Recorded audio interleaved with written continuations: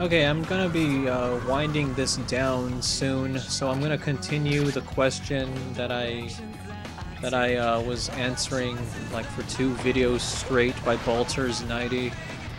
What games have you done LPs of?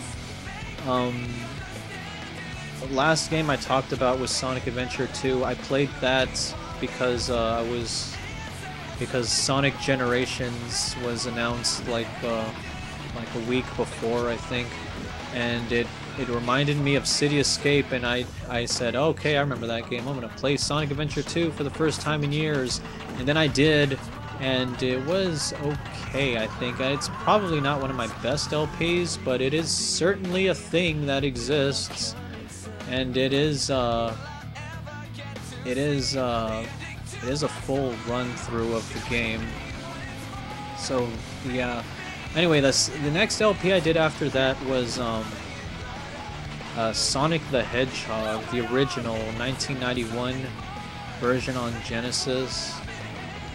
And I don't have these memorized, by the way. I'm actually looking at a list while I do this. So yeah, I do not have a photographic memory of my LPs. The Sonic 1 LP that I did was kind of interesting, because it was my first group commentary. I really don't think it's anything good. I mean, the microphone quality sounds like it's coming out of a toilet.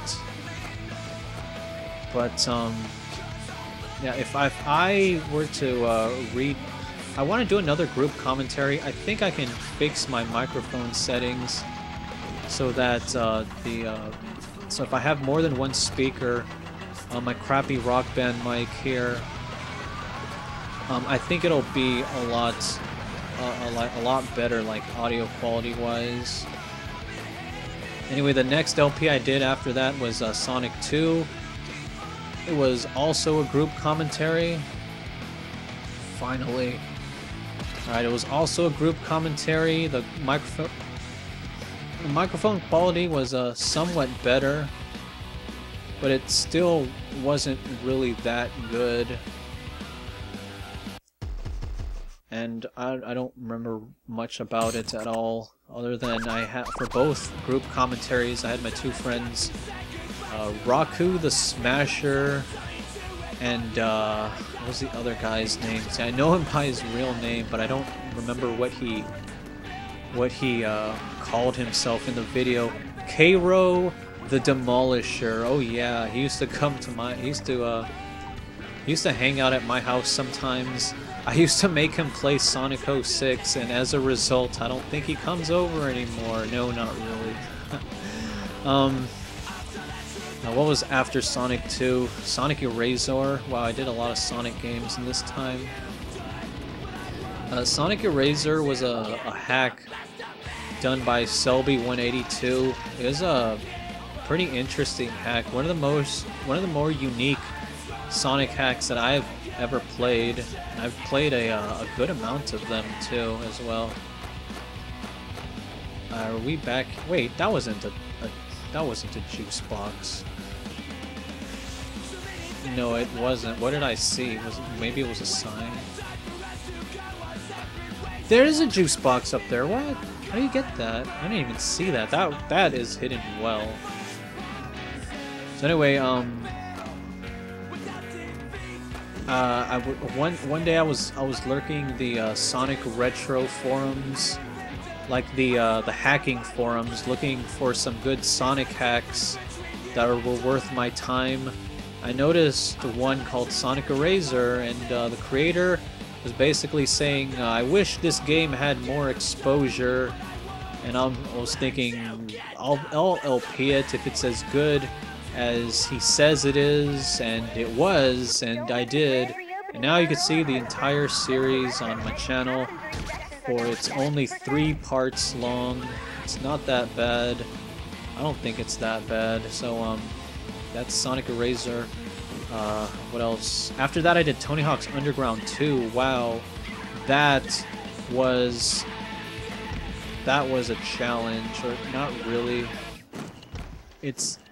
that was a huge, huge game to play through, especially going through a classic and story. I think I've talked about my Thug 2 LP though in a previous video, so I don't want to go back into it again. But yeah, I remember saying that it felt like a huge accomplishment when I finally finished that game. Like, whether you like it or hate it, I don't care. There's actually a funny story. There's a guy who would comment on my Thug 2 videos. He would what am I doing down here? He would basically be negative. He's all like, "Hey man, you suck so bad at this game. Like, why are you even playing?" And I found it, instead of getting angry, I found it rather amusing that this guy who supposedly hates my videos and my playthrough of Thug 2 especially, like, he hates my gameplay videos, but apparently he didn't hate him enough to actually stop watching, because he commented on like pretty much every video in like the last parts of that series. It reminds me of like the haters on like some like forums, like it really doesn't matter. Every fan base has these. Like, you have these people who claim that they hate something, and then they're there like every week, just like watching or playing something that they claim to hate. It's like, if you really hated something, then why are you still watching it?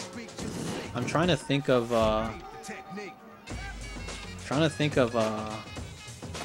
like an example. Like, I can think of two examples, like gaming related. Well, there's Halo 4. I know a lot of people didn't like that game, but even though they hated it, like, I know a lot of people still like enjoy it. It's kind of hard to explain. Here's a better reference I can give. It deals with My Little Pony, so brace yourself if you don't like that show. Near the end of season 3, it was actually the end of season 3, one of the main characters in the show becomes a princess, and all of a sudden there's like this gigantic group of haters who are basically saying, "Oh my god, this main character, who's supposed to be like an average person, or pony in this case, supposed to be an average person, suddenly is not an average person.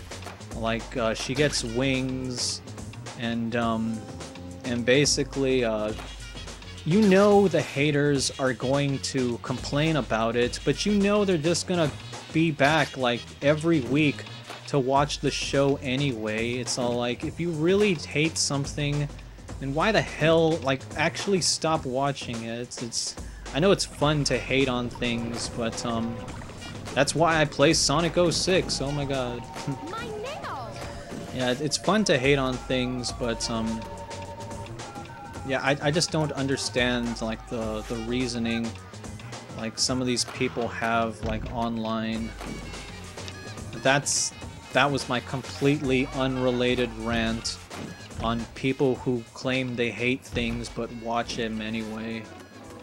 It deals with video games, movies, books too, I want to say. Oh man. Is there any movie examples I can think of? Not really.